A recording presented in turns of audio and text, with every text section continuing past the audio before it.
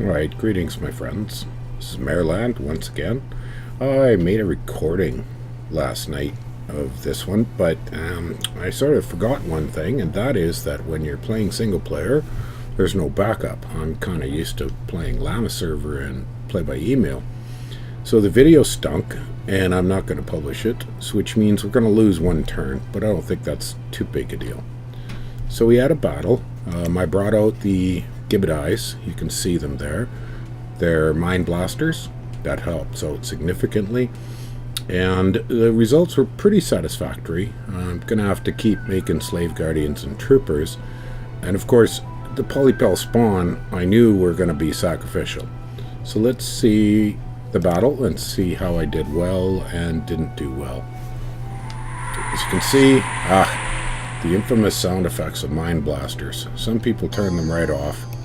There is an old mod with sound changes available somewhere or other on the old Shrapnel site. And it does work with Dominions 4, might even work with Dominion 5, because the sound files haven't changed for ages. Well, you can see here that the polypel spawn soaked up a bit of damage. And these darn, let's have a look. Take a look.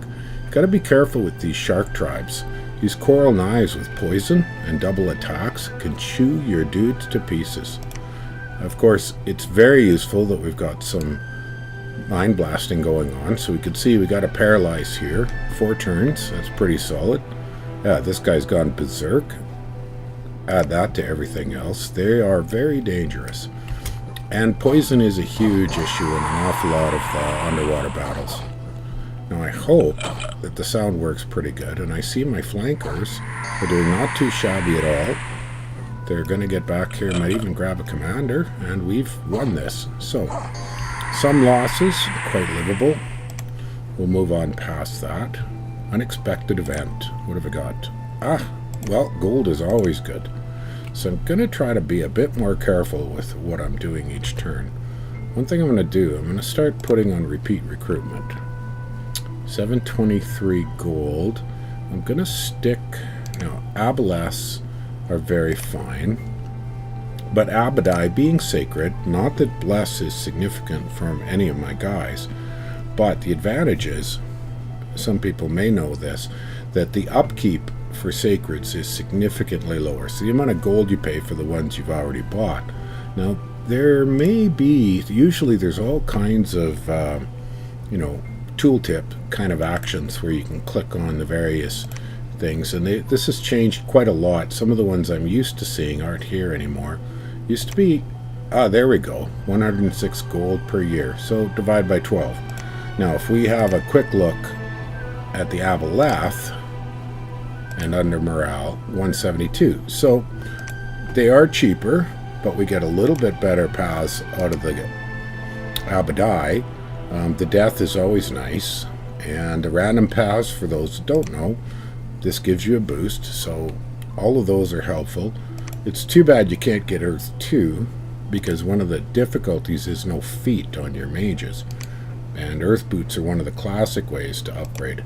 There is a slim but tiny chance if you're buying Mind Lords to get Earth 2, but that's very small. I'll leave that for somebody to calculate the math. I used to know all that math, but most of the time I don't pay that much attention to it. So I'm going to maintain Grab and Abadais for the time being. They do provide the magic leadership, which is desperately required if I'm going to run any of my magic beings, which is a good chunk of everything that really I can make. I'm going to stick to trying to largely use up my resources on the slave guardians, and I'm gonna, I think, go for some gibbet eye. I can afford a few. They're pricey, and then I might just finish off burning up what that was too many recruitment points, so we'll call it done there. Maybe we'll buy a few lobos just to eat up recruitment points. So I've got kind of a balance now. I'm actually got enough gold, although this turn I did make that extra gold. We'll set that to repeat just so I don't forget. Now we've got a tricky decision. I'm going to put both the mother and that one, Anat, there. Oh nice, he's got death too. That'll be nice for site searching manually coming up here soon. But for the moment, I'm going to stick them and keep them on research. Yeah, we're working nicely to my target of body ethereal at alteration 4. We've talked about that before. Anybody can open up the game and see the research tree. And then we've got a tricky decision. Now if we go this way, we can move upwards and get some more territory. And I'm going to need another commander. So let's see if I've got decent independent commanders to purchase here. Triton commander. That'll do for the time being. I'm going to buy one of those. Now, is he going to be in one turn? Yes, he is. That'll let me bring along some of the other dudes. And these two guys, I'm going to send up there to take out what looks like a single 7 Triton Knights, so not very many. Buy a little province defense, just one for the time being. And we got a little bit, I bought 11 in that one, but I had the gold. Now I've forgotten a little bit already of what I was doing. Maybe I'm going to shoot for just a little bit more province defense. It's not going to slow down a big AI mob from the AIs, but it's something. Okay, I'm pretty pleased. One thing, sadly, I don't know how I lost it, but I did lose my scout, and that's a bit of a bummer. And it is still, it's a request we've made many times in the beta. Can they please add underwater scouts? And a number of friends of mine have added underwater mods that add underwater scouts. But as it stands, the only way to get scouts underwater is to build fortresses and use fort time. That's kind of a pain. Alright, I'm satisfied with this turn. I'm going to hit go, and it shouldn't take too long for processing. Coming up, I'll probably do the processing not while recording, at least hit the pause button, but this should be short.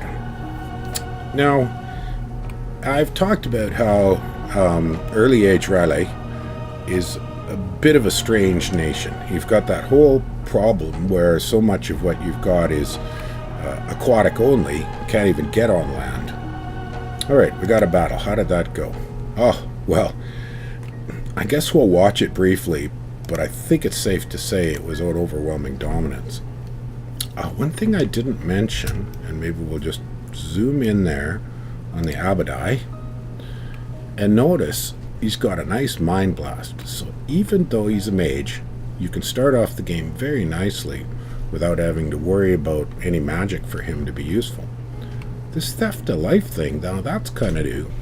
Okay, I had a brief interruption there, but we'll carry on. So it'll be a 2-part, do a little bit of editing maybe. Had to answer my roommate's call. Am I going to be around? So we were talking about this Theft of Life. Now this is new to me, and maybe it's just me that I didn't notice it before, but I don't remember this in Dominions 4. Damage is 0, armor negating. However, even though the damage is 0, it will do some damage. Area of effect, this weapon is used in melee 2. So I suspect it's a long-range life drain. We might be able to see it in action. Sometimes it can be a little tricky. Where's the bad guys? There's only a handful of them. So there we go. Oh, zap. Yeah, that works. You can see the damage wasn't a lot, but yeah, this guy's half dead. Not quite. Hit points of 9, so you can see the little red bar. He also took a wound. Not that that's going to matter. Oh, mute. Not terribly effective on an ordinary dude. Very damaging on a mage. And as people who've played the Dominion series know, afflictions are very hard to get rid of. There is some healing in the game, but it's rare and problematic. Well, I'm very satisfied with that result. Research and alteration finished, so we've got alteration level 2. Whoops, I don't need 5, that's not what I meant to do. I meant to have a look at it. So sitting here, we haven't got too much. Personal luck and cheat fate. Useful spells for astral thugs, if you want to call them that. However, not terribly important for me. I'm shooting for luck and body ethereal, both excellent spells. I do have some death, but there's not a heck of a lot here. Skeletal body is useful on a thug, but I'm not going to thug those magi, not at that price. And once I've got a little more cash, I am going to move to starting to get Mind Lords. So that was very satisfactory. Take a quick look. Just a reminder, the T-key jump ship army setup. And everything looks peachy. I've been pleased with the results so far. So let's send these guys off What do we got? Plain Tritons and Triton guards. Okay, spears, maybe a few Tridents. We should be able to handle that very handily. We'll buy 1 PD for the moment. Looks like we spent most of our cash on recruitment. I'm going to slow down on the Gibbet and make a little bit more use of what I've got. I'm almost thinking it might have been worthwhile to increase my production scale. However, I can still get the resources from these areas around it. And let's see what we've got if we try to put an army together. Alright, I'm going to wait. I did build that extra commander. Put this guy on research for a turn, bring this commander over, and save a little bit of cash. Nothing too thrilling.